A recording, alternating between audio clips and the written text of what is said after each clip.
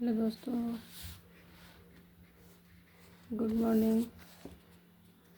हम पहले वाले वीडियो में हिस्ट्री ख़त्म कर चुके हैं और इस बुक से पढ़ा रहे हैं।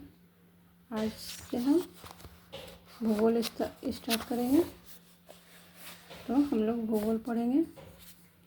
सारे PYQ जितने भी हैं सारे डिस्कस करेंगे। आप लोग को तैयारी जमकर करना है क्योंकि अगस्त में एग्ज़ाम होने वाला है। तो प्लीज़ ध्यान से पढ़ें और मन लगा कर पढ़ें, ठीक है। भारत का भूगोल, ठीक है। सामान्य ज्ञान, सामान्य परिचय, ठीक है। पहला क्वेश्चन है आपका, भारत देश की अधिकतम अंतर्राष्ट्रीय सीमा है किससे है, किसके साथ है अंतर्राष्ट्रीय सीमा? तो बांग्लादेश के साथ में। किसके साथ में? बांग्लादेश के साथ में। देखिए किस एग्जाम में पूछा गया है। 2024 में है, 23 में है, 3.0 में है, 2.0 में है। देखिए और आगे भी पूछने का चांस है, तो इसलिए ध्यान से पढ़िए।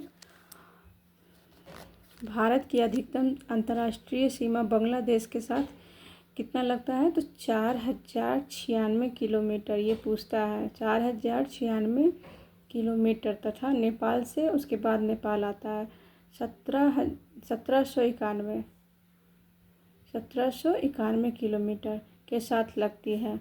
भारत 7 देशों के साथ स्थलीय सीमा साझा करता है। भारत कितने देशों के साथ स्थलीय सीमा साझा करता है?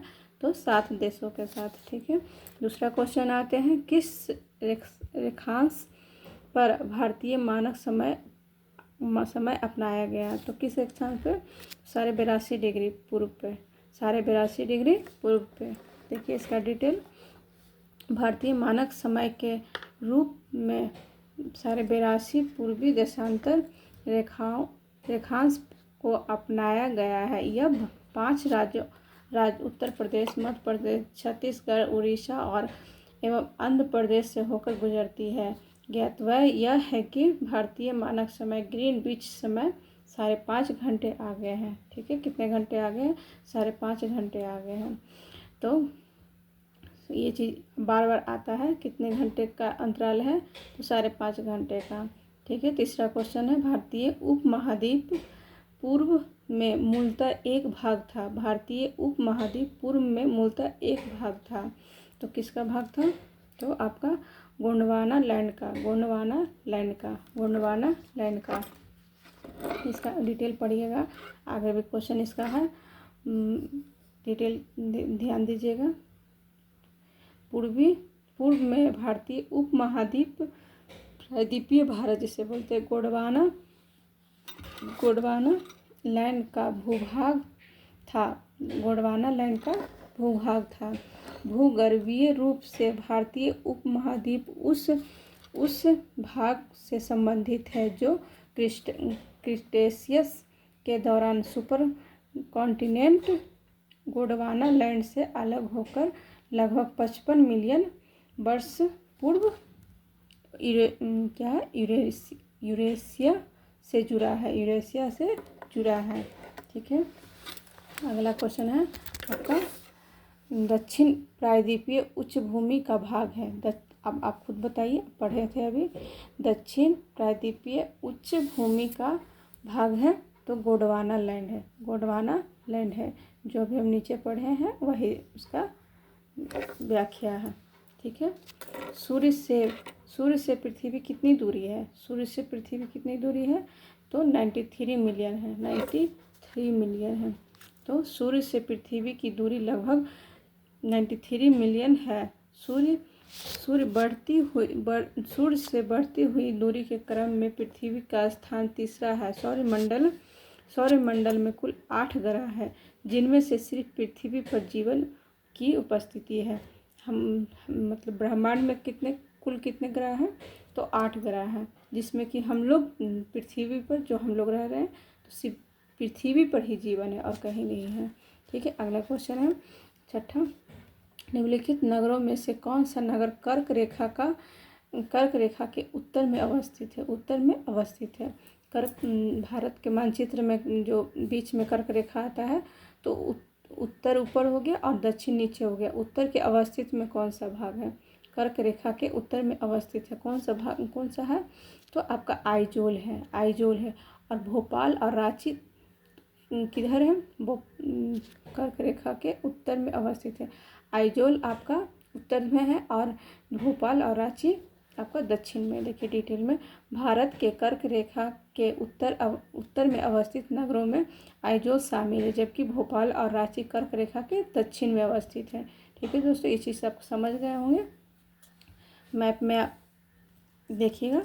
ठीक है, भारत का सबसे शुष्क स्थान है, भारत का सबसे शुष्क स्थान है आपका जैसलमेर। जैसलमेर भारत का सबसे शुष्क स्थान है जैसलमेर। ये हमेशा पूछा जाता है क्वेश्चन, शुष्क स्थान कौन सा है? जैसलमेर। ठीक है, डिटेल देखिए। भारत का सबसे शुष्क स्थान पश्चिमी राजस्थान में स्थित जैसलमेर है। यह न्यूनतम वार्षिक वर्ष 10 सेंटीमीटर है। जैसलमेर में खूबसूरत बलुआ पत्थर पाए जाने के कारण स्वर्ण सिटी भी कहा जाता है। इसे क्या कहा जाता है? बलुआ मिट्टी जो पाया जाता है तो उसे स्वर्ण सिटी भी कहा जाता है। ये क्वेश्चन आएगा, स्वर्ण सिटी किसे कहते हैं? तो आपको जैसलमेर को।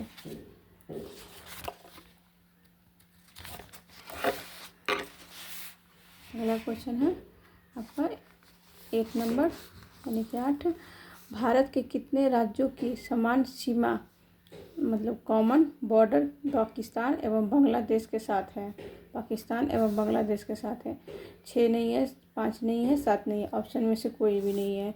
यहाँ पर 9 देशों के साथ मिलता है। ठीक है, 9 देशों के साथ मिलता है। तो हम आपका देखते हैं, भारत की सीमा 9 देशों के साथ संलग्न है, जिनमें से 7 देश स्थलीय है, 7 देश स्थलीय है एवं 2 देशों की समुद्री सीमाएं साझा होती है।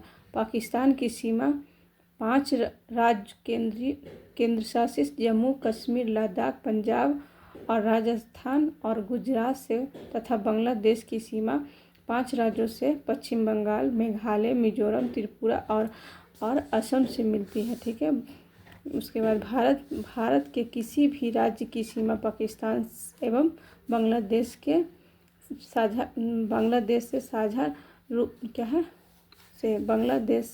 साझा रूप से संलग्न नहीं है।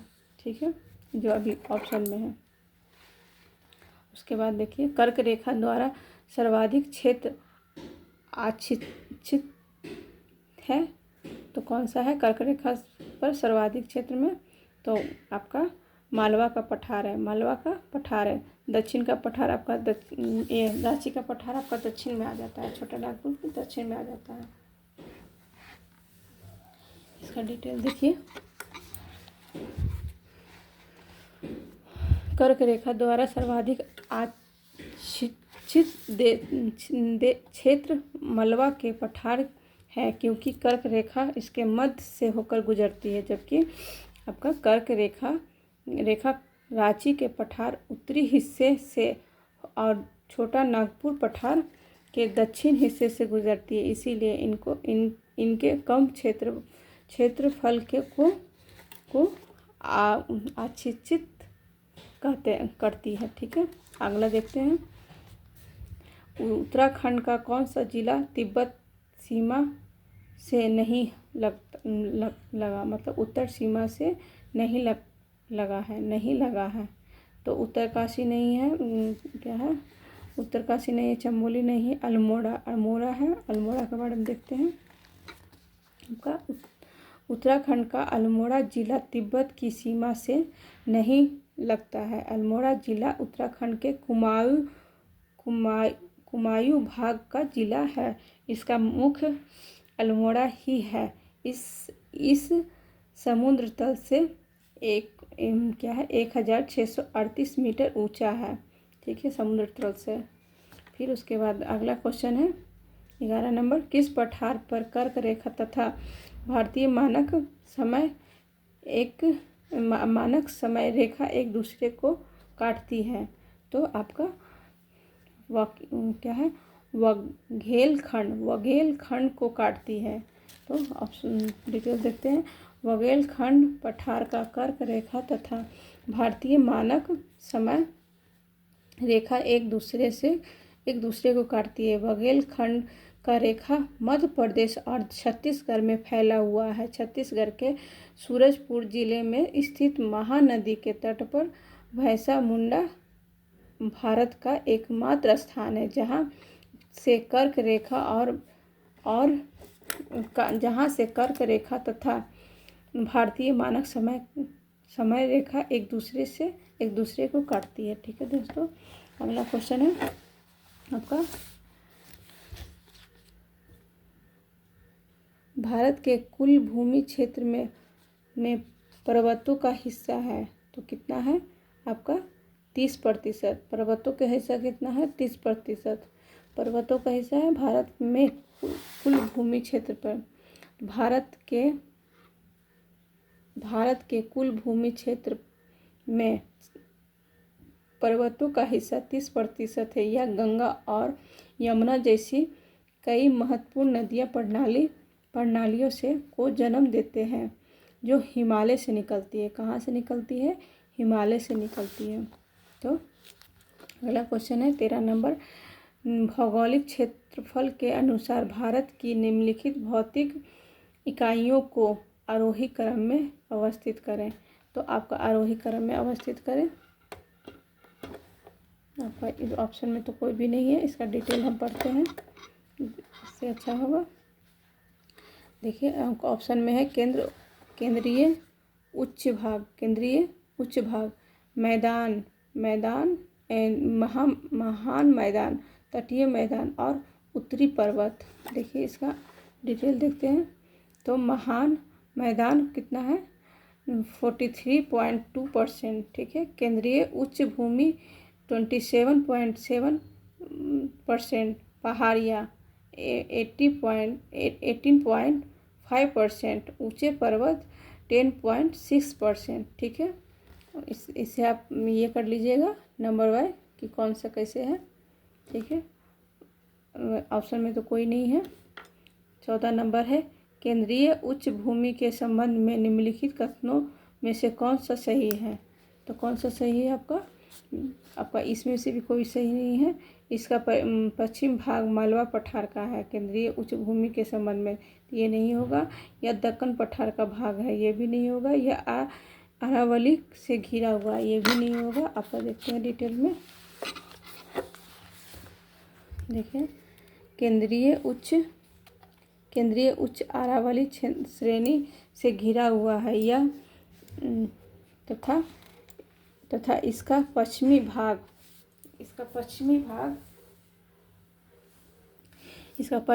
मालवा का पठार अरावली श्रेणी पालनपुर गुजरात से है। मतलब गुजरात में पालनपुर गुजरात से राजस्थान होकर दिल्ली तक लगभग 800 किलोमीटर लंबी कैम्ब्रियन युग के पर्वत श्रृंखला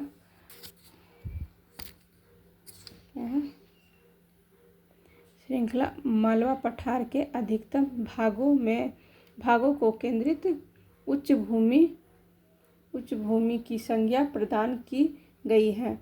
ठीक है, अगला क्वेश्चन आप देखते हैं।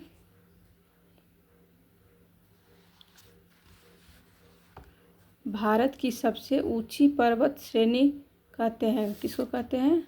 भारत की सबसे ऊंची पर्वत श्रेणी तो K2 को कहते हैं। K2 को भारत की सबसे ऊंची श्रेणी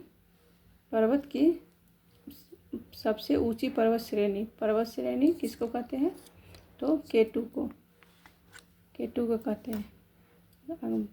देखिए भारत की सर्वोच्च पर्वत शिखर गॉडविन ऑस्टिन K2 है।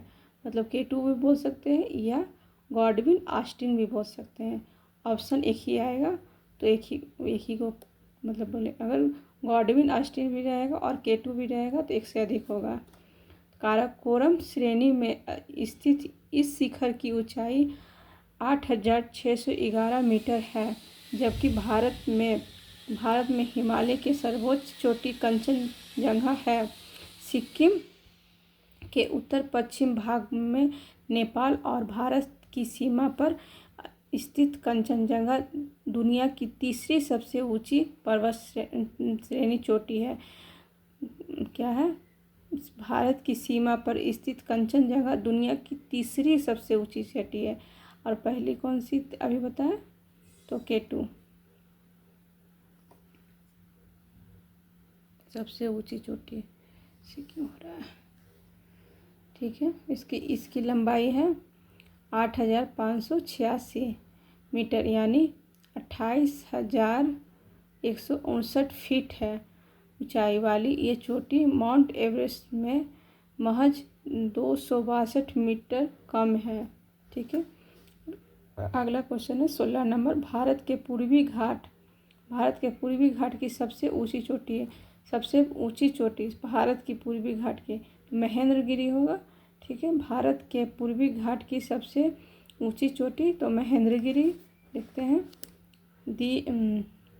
विकल्पों में से सबसे ऊंची चोटी महेंद्रगिरी है। यह चोटी उड़ीसा के गजपति जिले में अवस्थित है। कहाँ स्थित है? उड़ीसा के गजपति जिले में अवस्थित है तो महेंद्रगिरी। तथा इसकी ऊंचाई 1501 मीटर है। तथा इसकी ऊंचाई कितना है? महेंद्रगिरी की ऊंचाई कितना है? 1501 मीटर।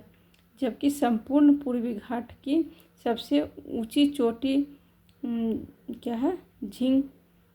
झिंगदागिरा है।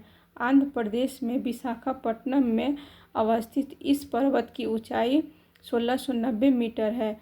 इसे सीताम्बा कोंडा और अमरकोंडा नाम से भी जाना जाता है। किस नाम से जाना जाता है? अमरकोंडा नाम से जाना जाता है। अगला क्वेश्चन है 17 नंबर। निम्नलिखित श्रेणियों को उत्तर से दक्षिण की ओर क्रम में व्यवस्थित करें। तो उत्तर की ओर मतलब उत्तर से दक्षिण की ओर, ऊपर से लेके नीचे की ओर तक लाना है आपको। ये क्वेश्चन बार बार आता है, या उत्तर से दक्षिण की ओर या दक्षिण से उत्तर की ओर। ये क्रम आपको किसी भी हाल में याद करना है। तो देखिए, हम आपको सीधे ले जाते हैं आपको डिटेल में। देखिए क्या हो रहा है। पर्वत श्रेणी के उत्तर से दक्षिण की ओर तो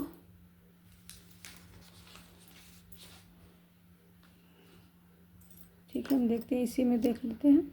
और क्रम में पहले काराकोरम होगा उत्तर से दक्षिण की ओर। पहले काराकोरम, लद्दाख, जास्कर, फिर पंजाल। ठीक है, काराकोरम, लद्दाख, जास्कर, फिर पंजाल। पहला नंबर में काराकोरम, दूसरा लद्दाख, जास्कर, फिर पंजाल। तो उत्तर से दक्षिण की ओर, और दक्षिण की उत्तर से तो पीर पंजाल, जास्कर, लद्दाख, काराकोरम। यही उलट पुलट होता रहता है। देखिए अगला क्वेश्चन में भी आ रहा है। देखिए निम्नलिखित में से 18 नंबर क्वेश्चन है। निम्नलिखित में से कौन सा दक्षिण से उत्तर की ओर हिमालय पर्वत श्रेणी है? तो अभी याद करवाए थे। देखिए काराकोरम, लद्दाख, जास्कर, फिर पंजाल। तो ये क्या था आपका? उत्तर से दक्षिण की ओर। तो जस्ट इसके ये करेंगे तो इसका देखिए पीर पंजाल, जास्कर, लद्दाख और काराकोरम हो गया आपका। देखिए वही डिटेल में है। मालनाड क्षेत्र का संबंध निम्नलिखित में से भारत के किस पठार से है? मालनाड क्षेत्र का संबंध निम्नलिखित में से किस पठार से है? तो आपका कर्नाटक का पठार है। कर्नाटक का पठार। मालनाड क्षेत्र का संबंध भारत के कर्नाटक के पठार से है। यह पठार धारवाड़ पर्वत प्रणाली की ज्वालामुखी चट्टानों और ग्रेनाइट से मिलकर बना है। इस पठार का नामकरण कर्नाड, जिसका अर्थ काली मिट्टी की भूमि के नाम पर किया गया है। ठीक है, अब अगला क्वेश्चन है 20 नंबर। सतलुज और काली नदी के बीच स्थित हिमालय के भाग को निम्नलिखित में से किस नाम से जाना जाता है? सतलुज और काली नदी, सतलुज और काली नदी के कुमायूं हिमालय बोलते हैं। इसका डिटेल बोलिएगा तो हम डिटेल पढ़ा देंगे। इसमें 4 नदियाँ आती हैं, चारों नदियों के बीच में कौन सा आता है कौन सा नहीं आता, वो सब डिटेल में बताया गया है। अभी आपको कि सतलुज और काली नदी के बीच है तो कुमायूं हिमालय आते हैं। ठीक है, तो कुमायूं हिमालय सतलुज और काली नदी के बीच स्थित हिमालय है का ही भाग है, हिमालय का ही भाग है। इसका पश्चिम भाग गढ़वाल हिमालय और पूर्वी भाग कुमायूं हिमालय कहलाता है। यह पंजाब हिमालय से अधिक ऊंचा है। नंदा देवी, केदारनाथ, बद्रीनाथ आदि प्रमुख चोटियाँ इसी भाग में है। जितना भी तीर्थ यात्रा जो आपका है, केदारनाथ, बद्रीनाथ, अमरनाथ जो भी हो, सारा नाथ यहीं पर है, कुमायूं में ही। गंगा यमुना का उद्गम भी यहीं से होता है। ठीक है, आपका अब अगला टॉपिक है अफवाह तंत्र, प्रमुख घाटियाँ, प्रपात एवं झील। अफवाह तंत्र, प्रमुख घाटियाँ, प्रपात एवं झील। तो अगला क्वेश्चन 21 नंबर है। किनारे से मिलने वाली सबसे बड़ी सहायक नदी कौन सी है? किनारे से मिलने वाली सबसे बड़ी नदी कौन सी है? तो आपका बताइए। कोसी नदी,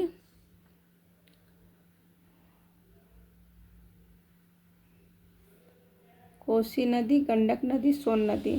तो आपका सोन नदी होगा। ठीक है, आपका बीपीएससी में पूछा गया है। देखिए 2023 में 2.0 में। ठीक है, सारा प्रीवियस क्वेश्चन ही है। अगर आप PYQ सर्च कीजिएगा तो आपको बहुत सारा वीडियो मिलेगा, ऐसा नहीं कि नहीं मिलेगा। एक हम ही पढ़ा रहे हैं, बहुत सारा पढ़ा रहे हैं। तो मतलब आपके ऊपर है, जो समझ में आता है तो ठीक है, नहीं समझ में आता है तो भी ठीक है, क्योंकि पढ़ना तो है ही। और अगर हमसे पढ़ते हैं तो हम डायरेक्ट बुक का डिटेल बता रहे हैं, और किन्हीं से पढ़ते हैं तो आपको अगर समझ में आता है तो ठीक है, आप पढ़िए। लेकिन पढ़िए, कैसे भी पढ़िए, लेकिन पढ़िए। हमसे पढ़िए, किसी से भी पढ़िए। लेकिन यूपीएससी की तैयारी करना है तो पढ़ना ही होगा। गंगा नदी के दक्षिणी किनारे से मिलने वाली सबसे बड़ी नदी सोन 1780 किलोमीटर है। गंगा की लंबाई कितना है? 25 किलोमीटर, 2525 किलोमीटर। यमुना नदी 1376 किलोमीटर। यमुना नदी का लंबाई कितना है? 1376 किलोमीटर। गंगा नदी में दाहिनी ओर से मिलने वाली भारत की सबसे लंबी नदी है। गंगा ब्रह्मपुत्र मिलकर विश्व का सबसे बड़ा डेल्टा का निर्माण करती है। कौन करता है? गंगा और ब्रह्मपुत्र मिलकर विश्व का सबसे बड़ा डेल्टा का निर्माण करती है। अगला क्वेश्चन है, भाई देखिए, ये भी 2023 में पूछा गया है, शिफ्ट 2 में, पेपर 3 2.0 में। ठीक है, सारे क्वेश्चन आए हुए हैं, हम ऐसे ही नहीं करवा रहे हैं। शांत घाटी किस राज्य में स्थित है? शांत घाटी किस राज्य में स्थित है? तो आपका केरल में। शांत घाटी केरल में। शांत घाटी कहाँ स्थित है? तो केरल में। केरल में शांत घाटी स्थित है। फूलों की घाटी उत्तराखंड में स्थित है। शांत घाटी केरल में, फूलों की घाटी उत्तराखंड में। ठीक है, अगला क्वेश्चन है, कारगिल किस नदी के किनारे पर स्थित है? कारगिल किस नदी के किनारे पर स्थित है? तो आपका सुरू नदी के। ठीक है, कारगिल सुरू नदी किनारे स्थित है। सुरू नदी सिंधु की सहायक नदी है। ज़्यादातर सुरू न देकर सिंधु नदी ही देता है, तो आप ध्यान रखिएगा। ठीक है, किस नदी के किनारे को पश्चिम बंगाल सरकार टी पार्क के रूप में विकसित करने की योजना है। टी पार्क के रूप में विकसित करने की योजना है। ठीक है।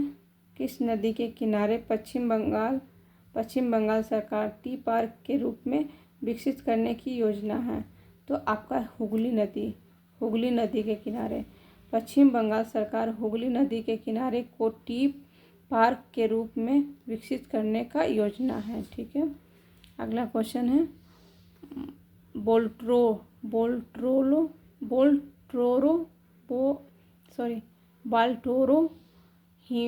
हिमनद अवस्थित है। बाल्टोरो हिमनद अवस्थित है तो आपका ये काराकोरम में अवस्थित है। कहाँ?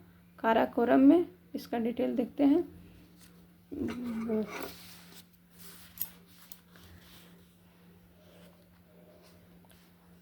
बाल्टोरो हिमानी पार्क क्या है? पाक अधिकतम कश्मीर के गिलगित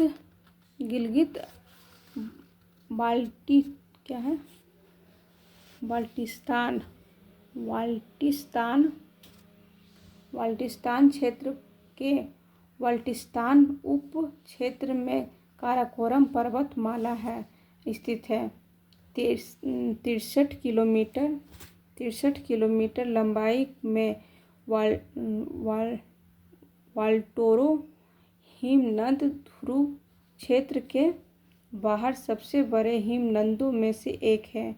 यह काराकोरम पर्वत श्रृंखला के हिस्से से होकर गुजरती है। काराकोरम एक विशाल पर्वत श्रेणी है जिसका विस्तार पाकिस्तान, भारत और चीन के क्रमशः गिलगित बाल्टिस्तान, लद्दाख और सिंजियांग क्षेत्र तक है। ठीक है।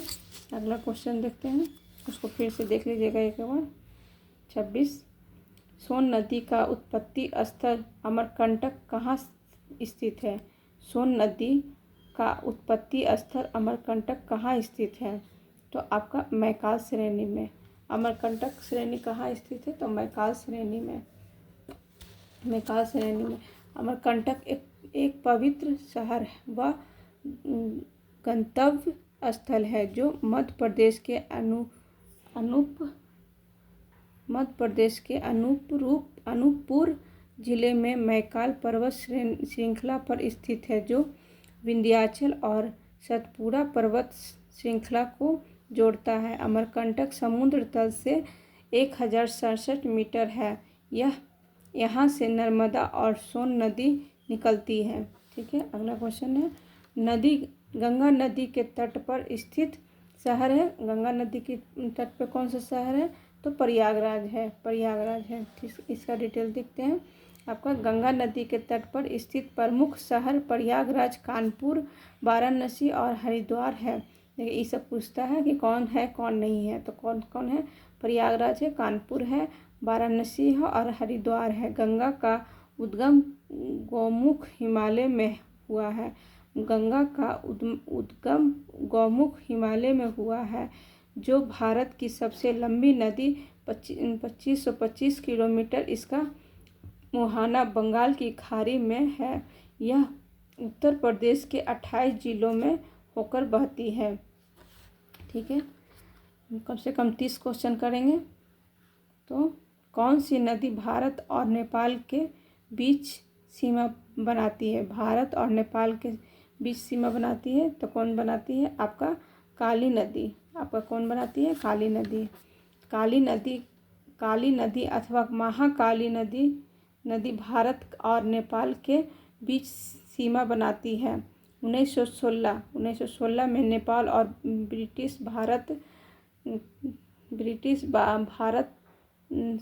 तहत काली नदी को ब्रिटिश भारत के बीच हस्ताक्षरित सुगौली के संधि के तहत काली नदी को भारत के साथ नेपाल की पश्चिमी सीमा निर्धारित की गई है। ठीक है, अगला है चाप झील। चाप झील झील पाई जाती है, कहाँ पाई जाती है चाप झील? तो आपका नदी घाटियों में। कहाँ पाई जाती है? नदी घाटियों में। चाप झील या ऑक्सोबो झील पाई जाती है कहाँ? नदी घाटियों में। नदी घाटियों में आपका चाप झील नदी घाटियों में पाई जाती है। मैदानी भागों में प्रवेश करने के उपरांत नदी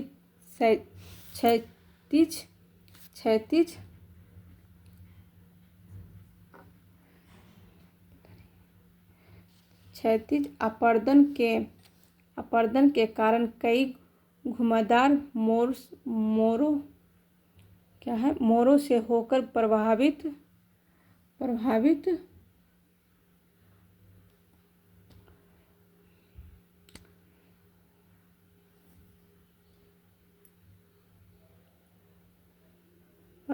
होती है। ये मोर नदी के क्यों ऐसे हो रहा है? नदी विसर्प कहे जाते हैं। इन घुमावदार मोरों के विस्तृत होने के कारण उपरांत नदी अपने विसर्प को छोड़कर सीधे मार्ग से प्रभावित होती है। ठीक है, इन विसर्पों में जल भर जाने से निर्मित झील को गोखुर झील या चाप झील कहते हैं। ये डिटेल एनसीईआरटी बुक में है, इसीलिए ये भाग यहाँ डिटेल दिया हुआ है। ठीक है, एनसीईआरटी का बुक हम जब पढ़ाएंगे तो आप उसमें देखिएगा, लेकिन आप लोग कमेंट कीजिएगा तब। क्वेश्चन नंबर 30 है, चिनाब नदी अतः सिंधु नदी कहाँ मिलती है? चिनाब नदी और सिंधु घाटी कहाँ मिलती है? तो आपका मिथनकोट में। कहाँ मिलती है? मिथनकोट में। देखिए, चिनाब नदी सिंधु नदी सबसे बड़ी सहायक नदी है। यह क्या है? बड़ा लाचा दर्रे के दोनों ओर से निकलने वाली चंद्र और भाग नामक नदियों के तांडिस में मिलने से बनती है। यह अखनूर जम्मू कश्मीर के निकट मैदान में प्रवेश करती है। यह मैदान क्या है? यह मिथनकोट के पास सिंधु नदी से मिल जाती है। चिनाब नदी पर निर्मित महत्वपूर्ण जल परियोजनाएं वहीलहार, सलाल, दुल्हस्तित है। क्या है? दुल्हस्तित है। ठीक है दोस्तों, अब अगले वीडियो में आगे कब बढ़ेंगे? 31 नंबर अगले वीडियो में करेंगे। ठीक है, यहाँ से अब स्टॉप करते हैं।